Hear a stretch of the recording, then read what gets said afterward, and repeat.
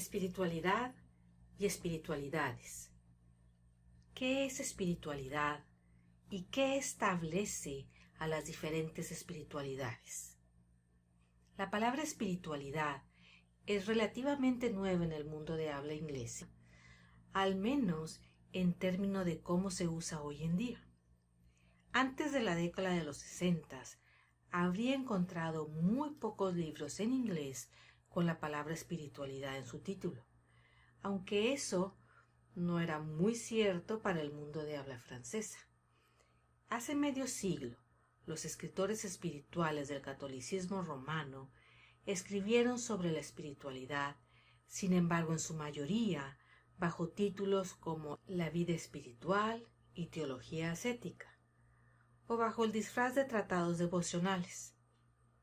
Los protestantes y evangélicos, en su mayor parte, identificaron la espiritualidad con las devociones católicas romanas y se mantuvieron alejados de la palabra. ¿Qué es espiritualidad? ¿Cómo se entiende generalmente dentro de los círculos de la Iglesia hoy en día? Las definiciones abundan dentro de los escritos espirituales de todo tipo, cada una de las cuales define la espiritualidad con un particular objetivo final en mente. Muchas de estas definiciones son útiles dentro de las discusiones académicas, sin embargo son menos útiles fuera de estos círculos. Entonces, permítanme correr el riesgo de simplificar las cosas con una definición amplia, interreligiosa, ecuménica y con suerte lo suficientemente simple como para ser útil. Espiritualidad es el intento por parte de un individuo o de un grupo de reunirse y experimentar la presencia de Dios, de otras personas y del mundo cósmico, y entrar en comunidad de vida y celebración. Las disciplinas y hábitos genéricos específicos que se desarrollan a partir de esto se convierten en la base de varias espiritualidades. Aferrados en su raíz, se puede hablar de la espiritualidad como una disciplina a la que alguien se somete. Por ejemplo, en el cristianismo nos llamamos discípulos de Jesucristo. La palabra discipulado tiene su raíz en la palabra disciplina. Un discípulo es alguien que se pone a sí mismo bajo una disciplina. El hinduismo y el budismo llaman a esto un yoga. Para ser un practicante hindú o un budista, necesitas practicar una cierta disciplina espiritual que llaman yoga. Y eso es lo que constituye a cualquier práctica religiosa. Toda práctica religiosa es una cuestión de ponerse a uno mismo bajo una cierta disciplina, lo que te hace un discípulo. Además, podemos distinguir entre varias disciplinas religiosas. Aristóteles nos dio una distinción que puede ser útil aquí. Él distinguía entre un género y una especie. Por ejemplo, el pájaro es un género, el petirrojo es una especie. Por lo tanto, observando varias espiritualidades, podemos distinguir entre disciplinas genéricas y disciplinas específicas. El cristianismo, el judaísmo, el hinduismo, el budismo, el islam, el taoísmo y varias religiones nativas son espiritualidades genéricas. Sin embargo, dentro de cada una de estas encontrarás una gran variedad de espiritualidades específicas.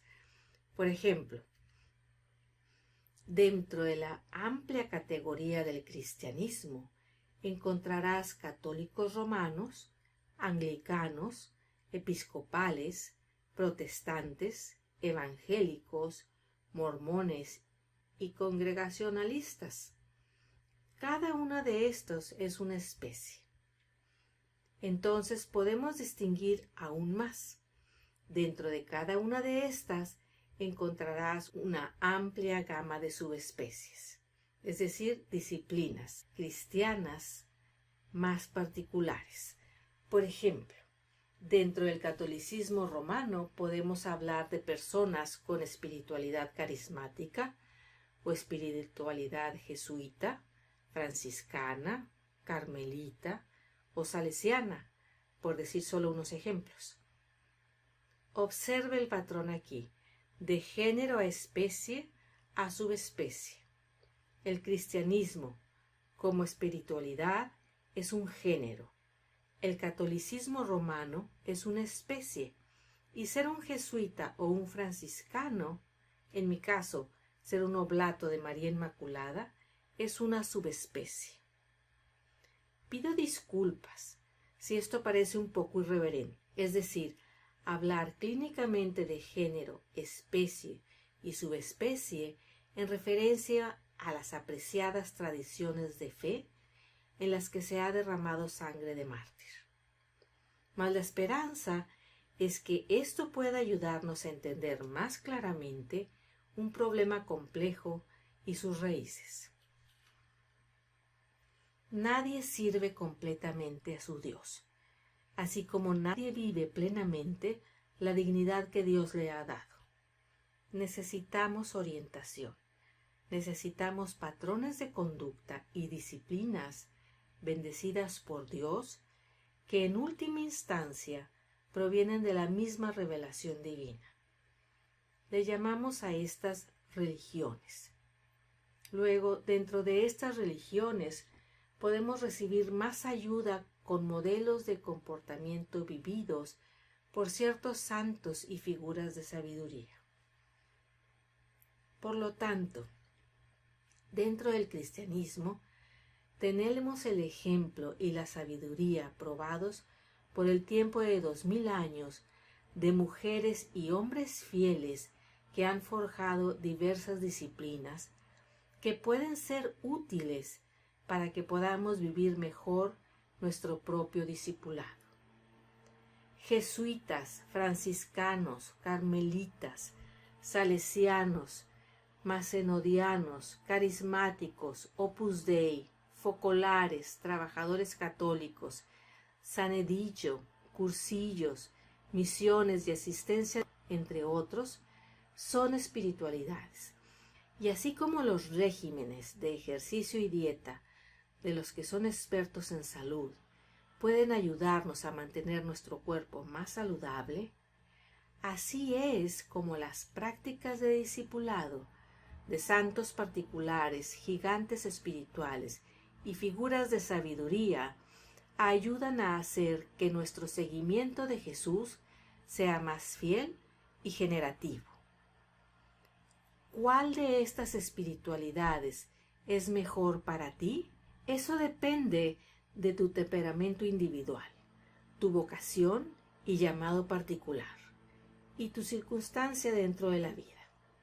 Una talla no se ajusta a todos.